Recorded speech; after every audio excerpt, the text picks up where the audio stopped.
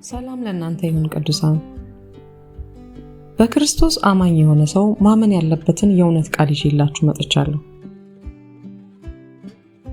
ብዙዎቻችሁ ለምንድነው ህይወት ያልቀየር ያለው?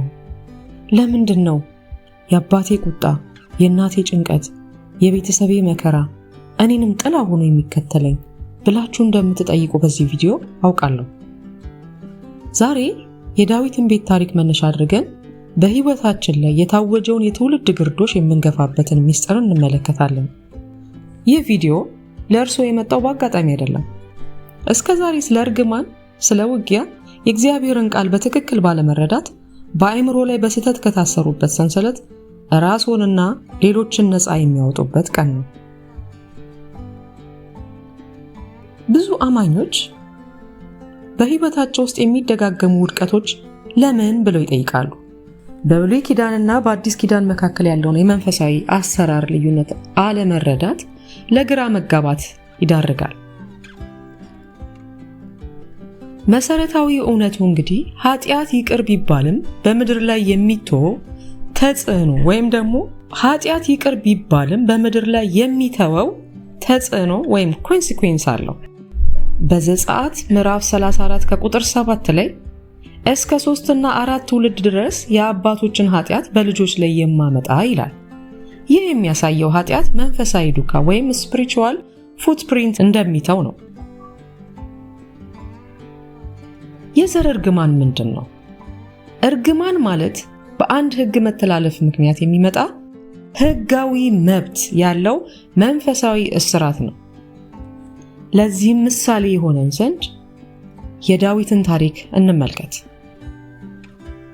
ኦሪት ዘጸአት ምዕራፍ 22 ከቁጥር 1 ላይ ያለውን አንድ በግ ለሰረቀ እጥፍ ይክፈል የሚለውን ህግ በራሱ ላይ ፈረደ። በዚህም ምክንያት አምኖንን፣ አቤሴሎምን፣ አዶንያስን ልጆቹን አጣ። መጽሐፍ ቅዱሳዊ መሰረቱ ምሳሌ ምዕራፍ 26 ከቁጥር 2 ላይ ያለ ምክንያት የሚመጣ እርግማን አይደርስም። እርግማን ሁልጊዜ ምክንያት ወይም ደግሞ በር ይፈልጋል። ሰቆቃዊ ኤርምያስ ላይ ምዕራፍ 5 ከቁጥር 7 አባቶቻችን ኃጢአት ሰሩ የሉም፣ እኛም በደላቸውን ተሸከምን። ይህ በብሉይ ኪዳን የነበረው የእርግማን ባህሪ ነው። ባህሪው ምንድነው የሚመስለው? ድህነት፣ መካንነት፣ ጭንገፋ፣ ያለ ዕድሜ መሞት እና የአእምሮ መታወክ በቤት ውስጥ እንደ ንድፍ ወይም ፓተርን ተደርጎ ሲደጋገም ይታያል። ስለ እርግማን ይህንን ካልን መንፈሳዊ ውጊያ ደግሞ ምን ማለት ነው? መንፈሳዊ ውጊያ ህጋዊ እርግማን ሳይሆን ጠላት የእግዚአብሔርን ዓላማ ለማሰናከል የሚያደርገው ጥቃት ነው። የዳዊትና አቤሴሎም ውጊያ አቤሴሎም በአባቱ ላይ መነሳቱ የዳዊት ኃጢአት ውጤት ቢሆንም ሰይጣን ግን ያንን አጋጣሚ ተጠቅሞ የንጉሱን ዘር ለማጥፋት ተዋጋው። መጽሐፍ ቅዱሳዊ መሰረት ኤፌሶን ምዕራፍ 6 ከቁጥር 12 ላይ መጋደላችን ከደምና ከስጋ ጋር አይደለምና ከክፋት መንፈሳዊ ሰራዊት ጋር ነው እንጂ። የመንፈሳዊ ውጊያ ባህሪው አንተ ጽድቅን ስትከተል የሚመጣ ተቃውሞ፣ የጸሎት መዘግየት እና ተስፋ የመቁረጥ ስሜት ውጊያው የሚመጣው ብርቱ ስለሆንክ እንጂ የተረገምክ ስለሆንክ አይደለም። አንደኛ ጴጥሮስ ምዕራፍ 1 ከቁጥር 18 ላይ ከቀድሞ አባታችሁ ከወረሳችሁት ከንቱ ከሆነ ህይወት የተዋጃችሁት በሚጠፋ ነገር በብር ወይም በወርቅ እንዳልሆነ ታውቃላችሁ። ነገር ግን እናንተ የተዋጃችሁት ነውርና እንከን እንደሌለበት በግ ደም በክርስቶስ ክቡር ደም ነው። የክርስቶስ ሥራ ከዚህ እርግማን እኛን መዋጀት ነው። ገላትያ 3:13 ላይ በእንጨት የሚሰቀል ሁሉ የተረገመ ነው ተብሎ ተጽፏልና ክርስቶስ ስለኛ እርግማን ሆኖ ከሕግ እርግማን ዋጀን። ቆላስይስ ምዕራፍ 2:14 ላይ በእኛ ላይ የነበረውን የሚቃወመንንም በትእዛዝ የተጻፈውንም የእጅ ጽሕፈት ደመሰሰው፣ በመስቀልም ጠርቆ ከመንገድ አስወገደው ይላል። አማኝ በክርስቶስ ሲሆን ህጋዊ እርግማን አይኖርበትም። ነገር ግን የተረገመ ልምምድ ከርስድ ሀቢት ሊኖረው ይችላል። ሰይጣን የተቆረጠውን ሰንሰለት እንደታሰረ አድርጎ ሊያሳይህም ይሞክራል። ነፃነትን ማወጅ ግን ያንተ ድርሻ ነው።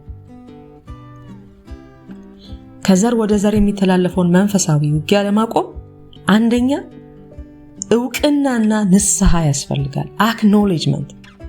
ሌዋውያን ምዕራፍ 26 ቁጥር 40 ላይ የራሳቸውንና የአባታቸውን ኃጢአት ይናዘዛሉ። ምንም እንኳ አንተ ባትሰራም በቤተሰብ ያለውን ክፉ ልምምድ በመለየት ንስሐ መግባት። በማለዳ ተነስተህ የአእምሮ መታደስን በሮሜ ምዕራፍ 12 ከቁጥር 2 ላይ እንደሚናገሩ በልባችሁ መታደስ ተለወጡ እንጂ ይህንን ዓለም አትምሰሉ እንዳለ አባትህ ድሃ ስለነበረ አንተ ድሃ መሆን የለብህም። ይህንን አስተሳሰብ በቃልህ መቀየር አለብህ። ሶስተኛ ሁልጊዜም የእግዚአብሔርን ቃል እንደ ሰይፍ መጠቀም። ራእይ ምዕራፍ 12 ከቁጥር 1 ላይ በበጉ ደም በምስክራቸውም ቃል ድል ነሱት ይላል። የቤተሰብህን ታሪክ ሳይሆን የእግዚአብሔርን ቃል መመስከር አለብህ። ዛሬ አድማጮቼ በዳዊት ቤት የነበረው ሰይፍ በእናንተም ቤት እንዲቆም እግዚአብሔር ይፈልጋል። እርግማኑ በመስቀል ላይ ተሰብሯል። ውጊያውንም ደግሞ በክርስቶስ ስልጣን አሸንፋችኋል። የአባቶችህ ውድቀት ያንተ ህይወት ጣሪያ አይደለም። ቪዲዮዬን በዚህች አጭር ጸሎት ጨርሳለሁ። ጌታ ሆይ በዚህ ትምህርት ውስጥ ያለውን እውነት በሰሚዎች ልብ ውስጥ አብራ። ከዘር የመጣውን የኃጢአት ተጽዕኖ በደም ሰርዝልን። ዛሬ አዲስ ጅማሬ፣ አዲስ ታሪክ፣ አዲስ በረከት በጌታችን በመድኃኒታችን በኢየሱስ ክርስቶስ ስም ይሁንልን። አሜን። ተባረኩ።